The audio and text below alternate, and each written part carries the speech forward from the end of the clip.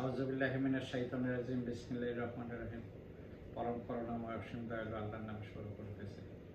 আসসালামু আলাইকুম। আমি আজকে share analysis sector engineering part 3 নিয়ে কথা বলবো। আমি মার্কিন যুক্তরাষ্ট্রে আছি। বর্তমান সময় 10:43 সন্ধ্যা এবং বাংলাদেশ সময় 9:43 সকালবেলা।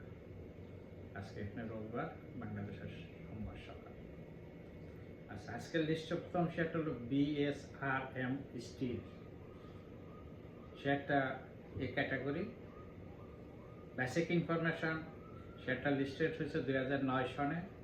শেয়ারটা অথরাইজ ক্যাপিটাল 500 কোটি, পেইড আপ ক্যাপিটাল 375.95 কোটি, মানে 376 কোটি প্রায়। এটা যদি আমরা ট্র্যাক রেকর্ড দেখি তাহলে আমরা দেখতে পারবো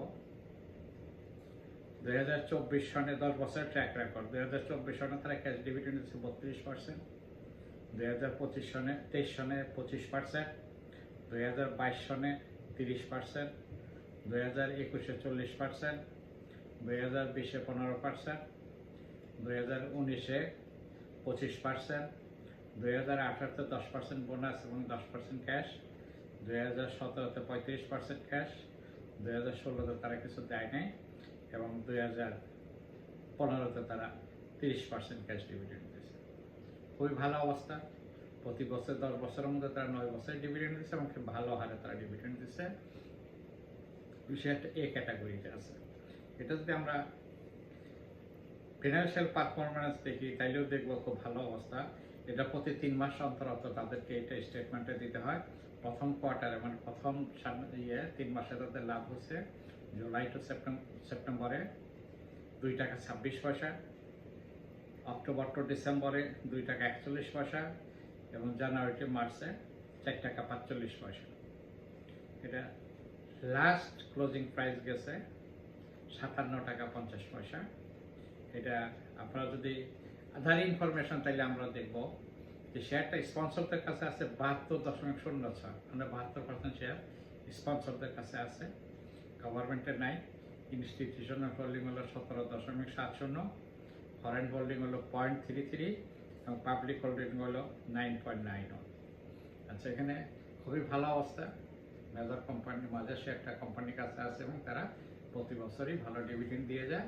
তার জন্য আমি মনে করি এটা নির্দ্বিধায় এই জায়গাটায় বিনিয়োগ করা যেতে পারে, নির্দ্বিধায় বিনিয়োগ করা যেতে পারে। পরবর্তী শেয়ারটা হলো কপারটেক, বি গ্রেড শেয়ার। যদি আদার ইনফরমেশন দেখি তাহলে আমরা বেসিক ইনফরমেশন দেখি তাহলে দেখবো শেয়ারটা 2019 সনে লিস্টেড হয়েছে। অথরাইজ ক্যাপিটাল 70 কোটি, পেইড আপ ক্যাপিটাল 65.52 কোটি, 65.52 কোটি। তাহলে authorize capital paid up capital একদম কাছাকাছি। এই শেয়ারটা বোনাস সাইড দেওয়ার মতো কোনো সুযোগ তাদের নাই, তো তাদের ক্যাপাবিলিটিও নেই। এটা যদি আমরা ট্র্যাক রেকর্ড দেখি কত 10 বছর, তাহলে দেখবো 10 বছরের মধ্যে তারা 6 বছর কোনোভাবে কিছু কিছু করে দিছে আর 4 বছর তারা কিছু দেয় নাই। আচ্ছা আচ্ছা, এটা 2024 সনে তাদের ক্যাশ ডিভিডেন্ড হলো 4%, মানে 40 পয়সা। 2023 সনে 3%, মানে 30 পয়সা। 2022 সনে দিয়েছে 4% ক্যাশ, 4% বোনাস। 2021-এ দিয়েছে 5% ক্যাশ। 2020-এ দিয়েছে 2.50 ক্যাশ এবং 2019-এ যে বছর শেয়ারটা লিস্টেড হয়েছে 7% ক্যাশ এবং 5% বোনাস দিয়েছে। তার জন্য আগেগুলো দেওয়া তাদের প্রয়োজন পড়ে না। আচ্ছা, এটা যদি আমরা ফিনান্সিয়াল পারফরমেন্স দেখি তাহলে প্রথম কোয়ার্টারে তারা লাভ করছে মাত্র 2 পয়সা। যেখানে আগে শেয়ারটা বিএসআরএম স্টিলে করছে 2 টাকা 26 পয়সা, সেখানে এরা লাভ করছে মাত্র 2 পয়সা। দ্বিতীয় কোয়ার্টারে তাদের লাভ হলো 21 পয়সা, তৃতীয় কোয়ার্টারে লাভ হচ্ছে তাদের 22 পয়সা। তাহলে 21 আর 22 হলো 44 পয়সা। 45 পয়সা তারা 3 কোয়ার্টার লাভ করছে। 45 পয়সাতে 3 কোয়ার্টার লাভ করে তারা আপনাকে কি দিবে? কিছু দিতে পারবে বলে আমার মনে হয় না। আচ্ছা, এটা লাস্ট ট্রেডিং প্রাইসটা কত হয়েছে আমি বের করতে পারি নাই, দেখি নাই। আচ্ছা, এটা সর্বশেষ কোন দিন ট্রেডিং হয়েছে আমার জানা নাই।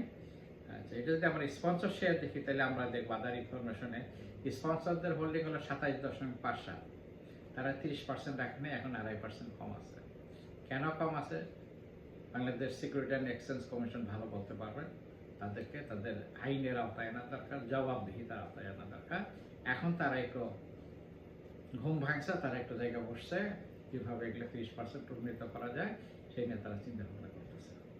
আচ্ছা, গভর্নমেন্ট হোল্ডিং নাই, ইনস্টিটিউশনাল হোল্ডিং হলো 18.31, ফরেন হোল্ডিং নাই এবং পাবলিক হোল্ডিং হলো 54.1। বি ক্যাটাগরি শেয়ার খেয়াল রাখবেন। পরবর্তী শেয়ারটা হলো দেশবন্ধু, এটা বি ক্যাটাগরি শেয়ার। আচ্ছা, বেসিক ইনফরমেশন শেয়ারটা লিস্টেড হয়েছে 2011 সনে, অথরাইজ ক্যাপিটাল 300 কোটি, পেইড আপ ক্যাপিটাল 61.37 কোটি, পেইড আপ ক্যাপিটাল কম আছে। আচ্ছা, এদের ট্র্যাক রেকর্ডও সন্তোষজনক না, খুবই খারাপ অবস্থা।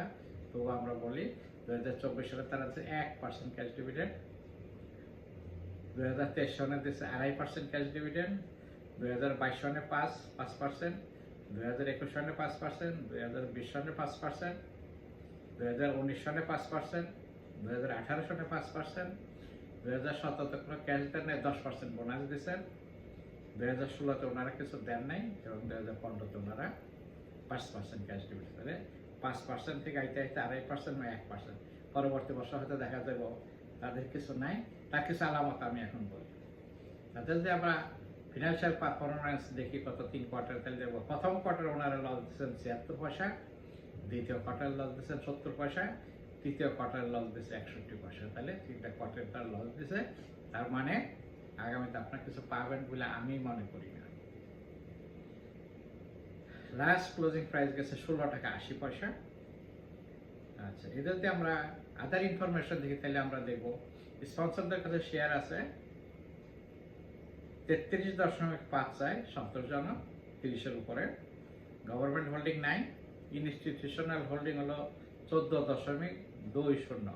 কেন করবে না?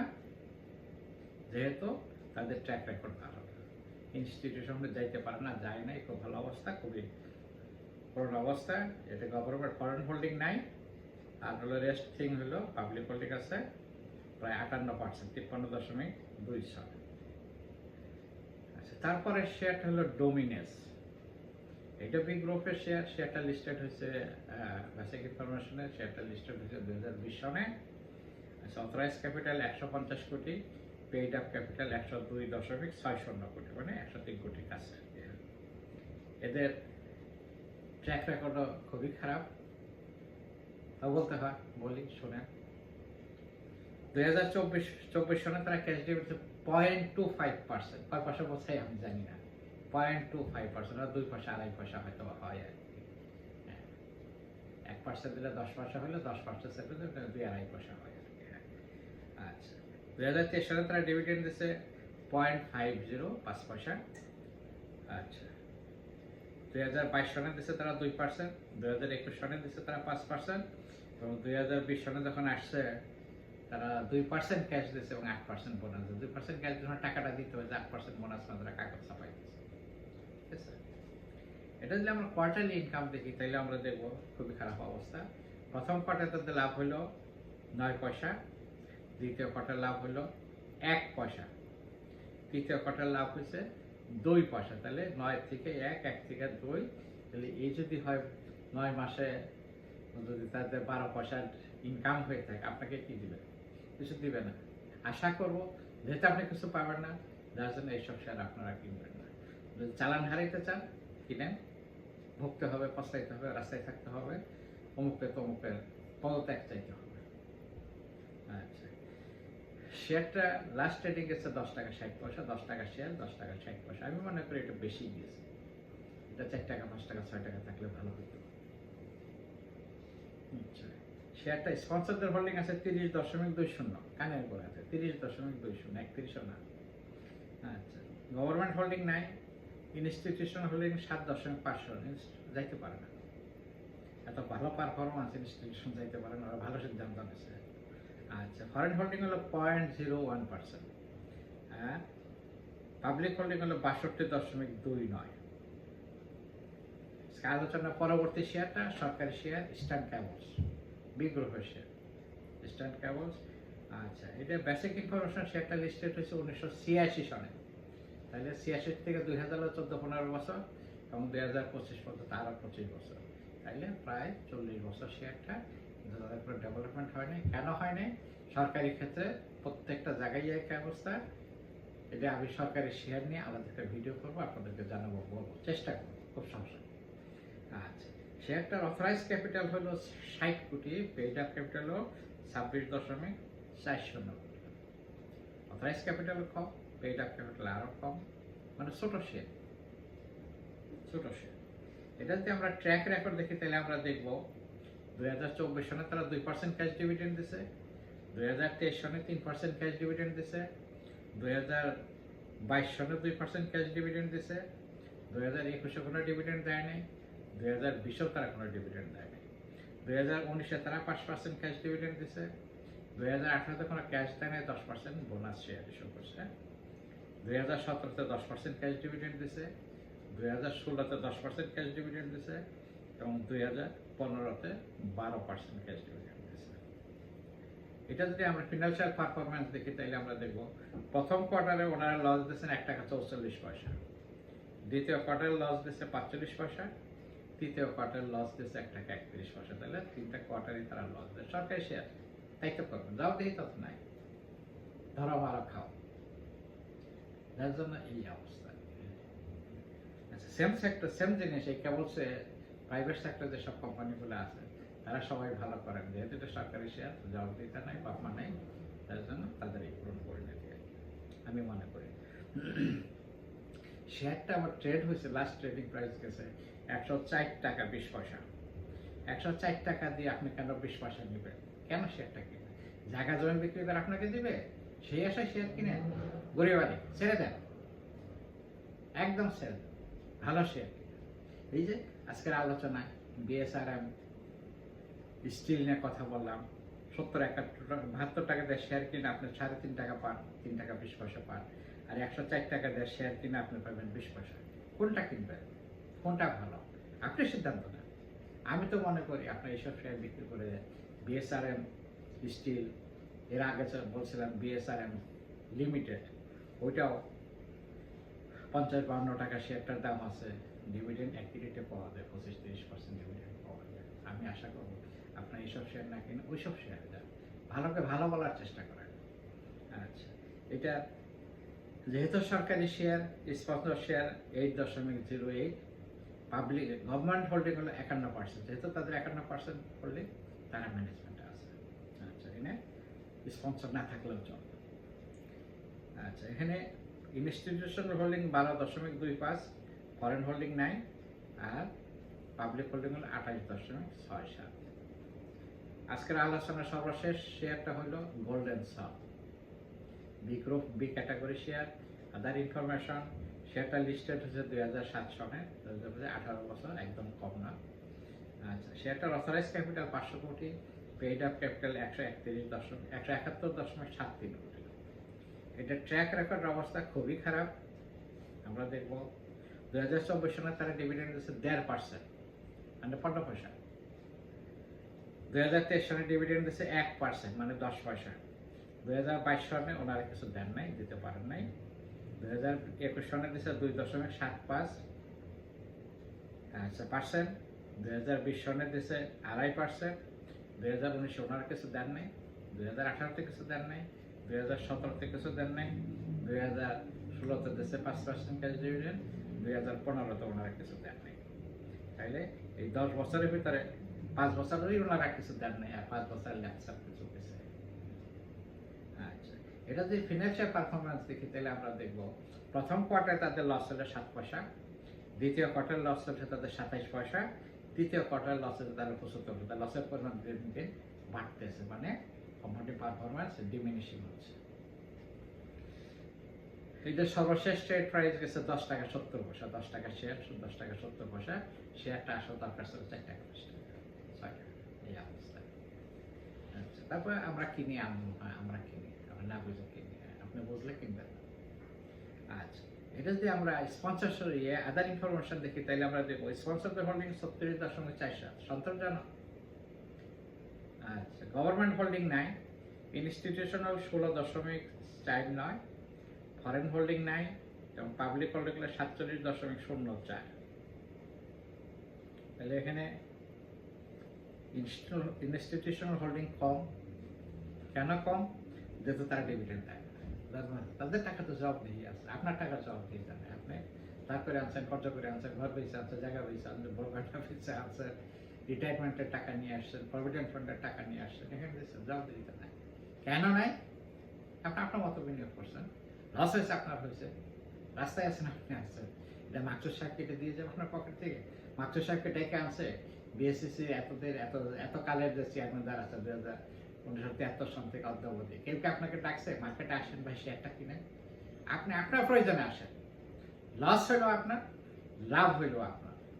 যেহেতু আপনি লস দিচ্ছেন, আপনাকে মেনে নিতে হবে। কারো বাবার সাধ্য নাই যে দিন রাত আজ করলাম কালকে শেয়ার মার্কেট ভালো হয়, এগুলো হোক দাম বাড়বে। এখানে জোয়া খেলা, কেউ লাভ করবে কেউ লস করবে। আপনি যদি ভালো শেয়ারে বিনিয়োগ করেন, সেখানে যদি জোয়া খেলেন, আপনি অবশ্যই লাভ করবেন। আমি গ্যারান্টি দিচ্ছি লাভ করবেন। আমার কাছে আলাউদ্দিনের চেরাগ নাই যে আমি বলবো কালকে ওই শেয়ারটা কিনে পরশু দিন লাভ হবে না। একটা শেয়ার কিনবেন, কম পক্ষে 6 মাস আপনাকে হোল্ড করতে হবে। এখন যদি আপনি জোন এন্ডিং এ শেয়ার কিনেন, তাহলে নভেম্বর ডিসেম্বরে গিয়ে আপনি অবশ্যই বেনিফিট পাবেন। কোন শেয়ারে বেনিফিট পাবেন? ওই যে গ্রেডেড শেয়ার যেটা আছে, আজকের আলোচনার বাইরে হলো কথা বলে, আজকের আলোচনাতে আছে একটাই শেয়ার, সেটা হলো বিএসআরএম স্টিল। এর আগের আলোচনায় ছিল বিএসআরএম লিমিটেড। আচ্ছা, এখানে আরো যে শেয়ার আছে 50-52 টাকার মধ্যে, 60-70 টাকার মধ্যে আরো ভালো শেয়ার মার্কেটে আছে। একটু লেখাপড়া করেন, একটু যান, একটু কম্পিউটার ওপেন করেন, তাহলে আপনি নিজেই সিদ্ধান্ত নিতে পারবেন। আমার উদ্যোগ শুধু আপনাদেরকে বুঝতে সহযোগিতা করা, কোন শেয়ারটা ভালো এবং কোন শেয়ারটা খারাপ। বিনিয়োগ সিদ্ধান্ত আপনার, টাকা আপনার, লাভ হইলে আপনার। আমি যেটা বলবো সেটা যদি আপনারা কিনেন, আমি কিন্তু ফেরেশতা না, আমি মানুষ। আমি আলোচনায় নিয়ে যেটা বলবো সেই শেয়ারটা কিনেন। আমি আশা করব আপনার কম পক্ষে ব্যাংক রেটের থেকে বেশি লাভ করবেন, এটা আমি নিশ্চয়তা দিচ্ছি। বাকিটা আল্লাহ ভরসা। আজকের মতো এখানে রাখি। শেয়ারটা যে আলোচনাতে ভালো লাগে সাবস্ক্রাইব করবেন। যারা শেয়ার মার্কেটে বিনিয়োগ করছেন, তারা শেয়ার নিয়ে লেখাপড়া করেন না বা বিনিয়োগ করবেন বলে মনে করেন, সেটা বন্ধু মহলে, শুভাকাঙ্ক্ষী মহলে এটা শেয়ার করবেন। আজকের মতো এখানে রাখি। আল্লাহ হাফেজ, আসসালামু আলাইকুম।